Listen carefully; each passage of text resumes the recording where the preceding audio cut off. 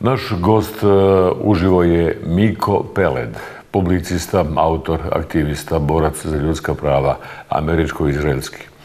Rođen je u itekako poznatoj cionističkoj porodici i odgojen tako da se bori za cionističku državu.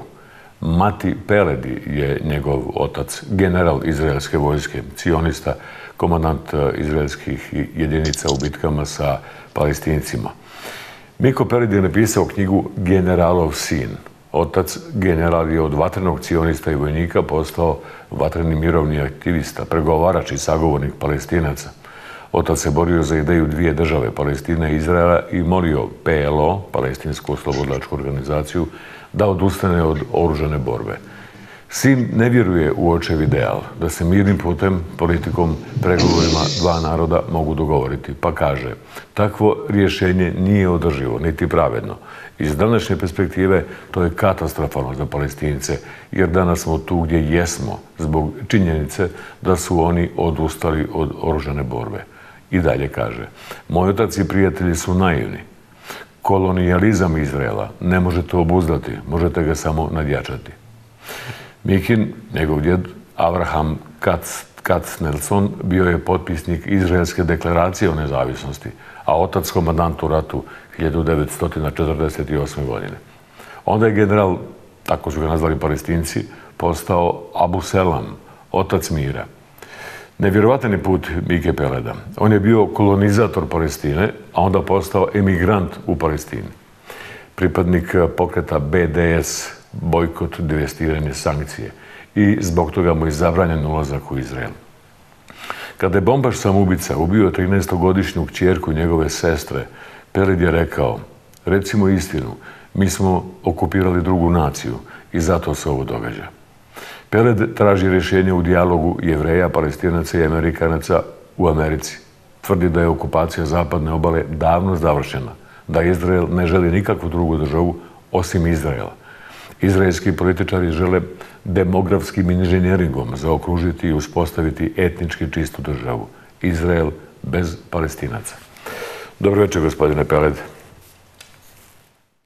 Good evening. Thank you for having me. I apologize, I'm outside. I'm on my way to a rally for Palestine right now. Čestitam i na tim podrškama i na vašoj hrabrosti. To je prosto nevjerovatno s koliko hrabrosti to radite. Da vas prvo pitam, kako ste vi kao generalov sin, koji je imao sve i koji da je ostao u tom statusu jedne etablirane cionističke porodice, u statusu generalovog sina, sa svim privilegijama, pravima na školovanje i tako dalje. Kako ste se tog života doslovce odrekli, a otišli u ovu neizvjesnost idealizma, mira, pregovora sa drugom nacijom? Well, first of all, thank you for the compliment. But if you want to see courage, you need to look at Palestinians. When you come from privilege and you use your privilege in order to bring about justice, then it's not really courage because there's very little at stake. And I can't really say that I sacrificed anything, to be honest. I think when you come from privilege and you notice that the privilege is causing so much grief and so much oppression and so much horror around you, then it's a duty to use the privilege in order to raise awareness, and that's precisely what I'm doing. And so, once again, if we talk about courage, we need to look at the Palestinians. If we talk about willing to sacrifice, once again, Palestinians set the standard very, very high. Kazali ste da izraelski političari žele demografskim inženjeringom zaokružiti i uspostaviti etnički čistu državu Izrael bez Palestinaca. Kada to kažete, da Izrael želi čistu jevrijsku državu bez Palestinaca, da li to znači da se upravo sada Gaza etnički čisti?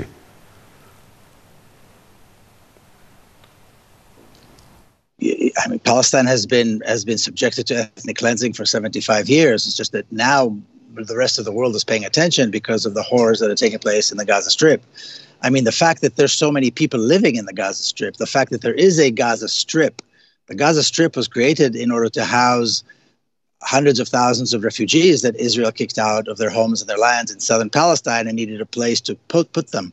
And so that's how the Gaza Strip was established. And it is one of the results of the ethnic cleansing of Palestine. And now Israel is using the fact that for reasons beyond understanding, the world is supporting Israel still in order to just subject the people of Gaza to this savagery because they want to exact revenge. I don't think there's anything really planned in terms of the savagery that we see Israel executing in Gaza. I think it's just revenge and hatred, and we will see what happens. I don't think the people of Gaza are going to go anywhere. They have nowhere to go. Nijedan sagovornik ne može da nam odgovori na ovo pitanje. Možete li vi, šta je konačni vojni i politički cilj Izraela? There is no military goal. The political goal has to do with internal Israeli politics. Certainly, we saw on October the 7th the complete collapse of the revealing of the fact that the Israeli military is nothing but a paper tiger. The Israeli intelligence as well is a paper tiger. We saw Palestinian fighters from the Gaza Strip, one of the poorest places on earth, come out and practically take over all of southern Palestine, which is of course also called Israel. And so the Israeli government needs to do two things. They need to show that they're punishing the Palestinians because that's how they will garner their support back. And they need to show that they're doing, that they're capable of what they call eradicating the resistance or eradicating Hamas. They can't do either one. But what we're seeing now does not have a political goal. It does not have a strategic military goal. It has to do with revenge. It has to do with savagery. And it has to do with the Prime Minister Netanyahu and his cabinet trying to save face in light of this horrific, scandalous, really, failure towards their constituents, towards Israel. Sinoć je gošća ambasadorica Izraela u Bosni i Hercegovini, Galit Pelig, na moje pitanje ima li empatiju prema djeci Gaze, kaže da, ali rat je i Izrael ide do kraja. Ta hladnoća, ne samo njena, već svih zvaničnika izraelske vlade i političara, a to je idemo do kraja, imamo pravo na samobranu u svim sredstvima. To je šokantno. To je vrlo frustrirajuće za novinare. Na vruća pitanja koja zanimaju javnost dobijaju se tako hladni, minus odgovori. Well, to begin with, I would hope that she would be kicked out and sent back home because I don't think there should be any diplomatic missions today in any country that respects itself. I mean, Israel has proven to be a savage state, a pariah state, and I believe that all diplomatic missions should be shut down. And all diplomats should be called out of Tel Aviv back to their countries. So I believe this should be true for all countries around the world. But as to the stance of the Israeli government, the official stance, it's not surprising. I mean, Israel is a deeply, deeply racist, hateful, vengeful state. And the fact that people are willing to see the numbers of bodies pile up and not only not intervene, but support Israel, not only not intervene, but provide platforms for Israeli officials, for Israeli diplomats to go ahead and spew their hateful lies. I think this is a very serious problem. But this is a racist state, and this is what they've been doing. It's just now, because they are so humiliated, they were so humiliated on October the 7th, that they are lashing out with everything they've got. Ako iko može odgovoriti na ovo pitanje, onda ste to vi. Šta je cionizam i ko su današnji Jevreji?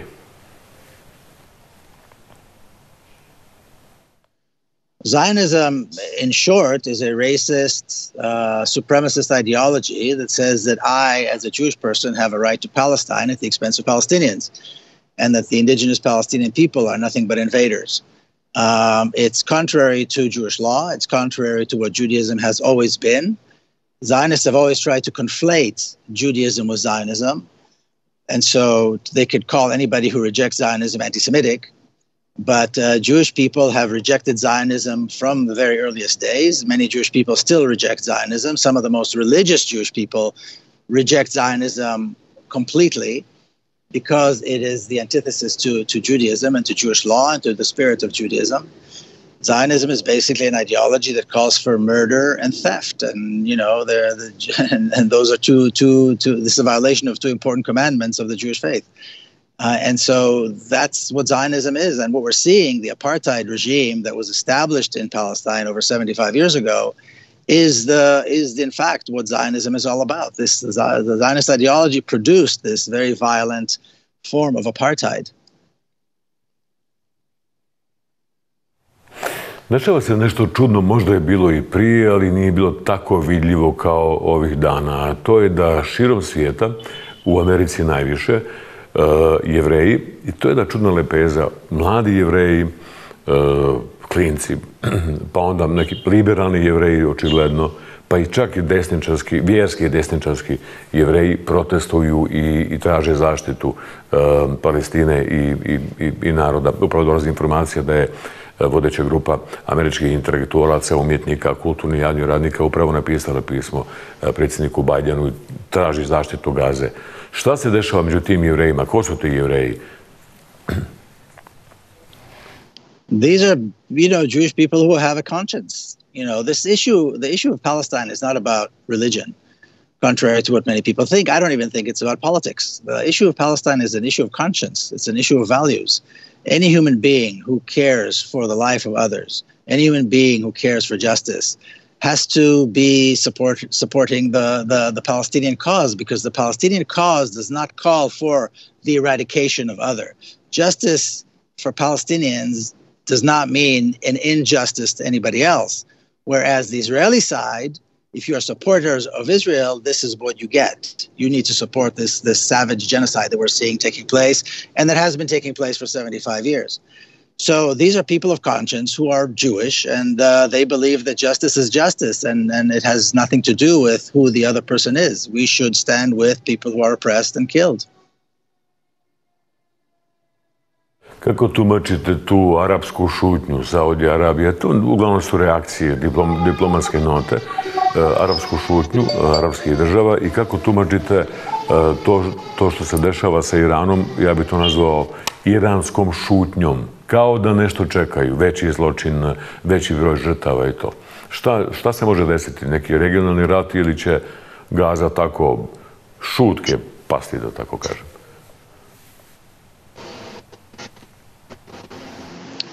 Well, we see a lot of protests. We see people in the Arab world protesting in every capital. We see people standing up and demonstrating their support for Palestinians. The Arab governments are in a very difficult position because they saw what happens to Arab states that do not align themselves with Israel and the United States. We saw what happened to Iraq. We saw what happened in Yemen. We saw what happens in Libya and Syria. These are all countries that stood with Palestine and rejected the Israeli-American line, and now they are they're destroyed. So Arab leaders are facing some very difficult choices these days. Do they sacrifice their state and end up like Iraq or Libya? Or do they somehow maintain this kind of a balancing act where they speak up but not go too far, so as to endanger their own people and their own countries? But again, I'll say, in the streets of the Arab world, we see, and in Iran, we see a great deal of protest and people standing up for Palestine. Davno ste napisali i kazali, zapadna obala, iako ima neku vrstu palestinske autonomije, samouprave, da zapadna obala u stvari ne postoji kao neki palestinski teritorij. Kada svi govore o mogućnosti dvije države, a šta bi mogla da bude ta palestinska država? Smo izgubili vezu? There is no possibility for two states. The idea of two states is a myth. It's always been a myth, and now, of course, it's impossible. The only possibility for a free democratic Palestine is for the apartheid state to collapse and to be replaced by a free democratic Palestine and all of historic Palestine. That is the only solution. The two-state solution is a myth, and even if it was possible many decades ago, Israel made it impossible because there is no more West Bank, and so there's not even an East Jerusalem. So it's all been settled, and big cities have been built, and highways and shopping malls and so forth, for Jews only, by the way. So that is a myth that is somehow a possibility. We have two choices. One is the apartheid state of Israel, or a free democratic Palestine with equal rights and one person, one vote, which I believe will be good for both Israelis and Palestinians. Koliko je to realno, jer toliko nadrealno zvuči da odjednom poslije 75 godina Palestinci i Arapi naprave zajedničku državu, jedan čovjek, jedan glas. Sada su po broju tu negdje u budućnosti, vjerojatno Arapa još više. Koliko tu uopšte realno, ili kako bi se zvala, pala Izrael, Izrael, Palestina ili Palestina?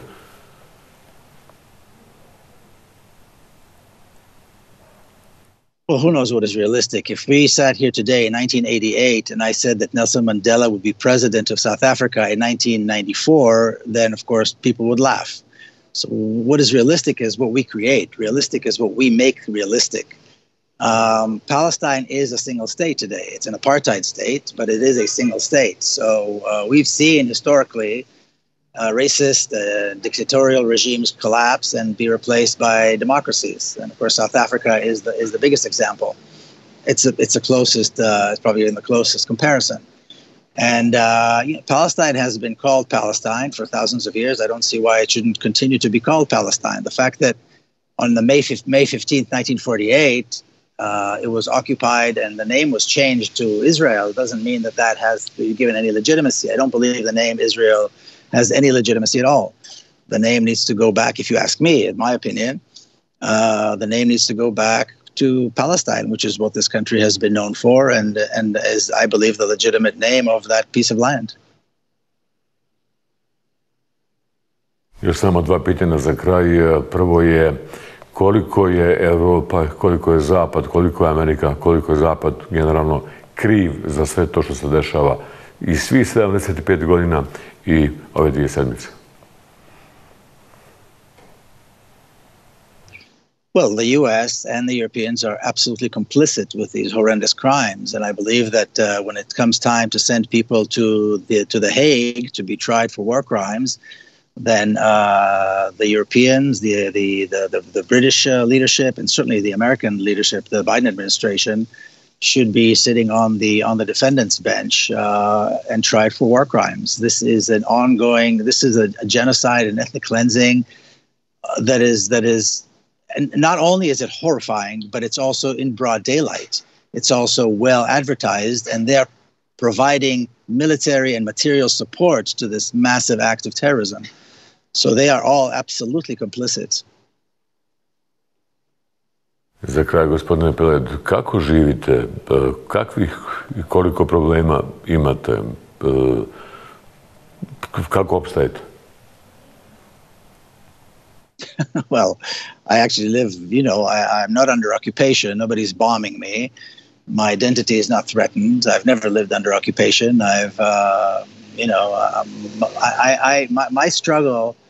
My struggle is to get people to understand why it is important to support justice in Palestine and to change the story, this mythology that has been accepted by not only the West, but really the entire world today, that somehow Israel has legitimacy, that somehow the creation of the state of Israel serves Jewish people, and that somehow it's an issue between Israelis and Palestinians or between Jews and Palestinians, where in fact the issue is between justice and freedom and the state of Israel. Israel is at war with justice and freedom. And if we want to see freedom, we want to see justice, we want to see peace, ultimately we want to see Palestinians and Israelis live in peace, then Israel is the problem. The apartheid state is the problem. And if we remove the problem, then there's every reason to believe that Israelis and Palestinians will live in peace. To zvuči malo idealistički, nestvarno da budu zajedno. Vaš otac je u to vjerovao, od vatrenog cioniste, komandanta, generala, postao je mirovnjak, Abu Salam. Mirio se s ljudima i to, ili otišao sa ovoga svijeta razočaran? Very disappointed. He had a great deal of hope in the Oslo Accords, and he died in 1995, and his last article was titled A Requiem to Oslo. And so, and interviews that he gave before he passed away, he said the Israeli government does not want peace. So he was deeply, deeply disappointed because he thought Oslo was going to lead to what he believed was the fair solution, which is the two-state solution. But I believe that what we see today are the direct results of the Oslo Accords. Hvala vam, gospodine Peled. Hvala vam puno. Thank you. It's been a pleasure. Bila je i meni čast, poštovani gledaoci, razgovarati sa Mikom Peledom. Čuli ste ko je, šta je i kako razmišlja. Ponekad to zvuči da o tako teškim temama, najtežoj planetarnoj temi, 75 godina je ta tema rata i užasa i 75 godina neprekidnog ubijanja, da govori s jednom nepodnošljivom lakoćom intelektualca. Eto nas u CD-u za par minutaca.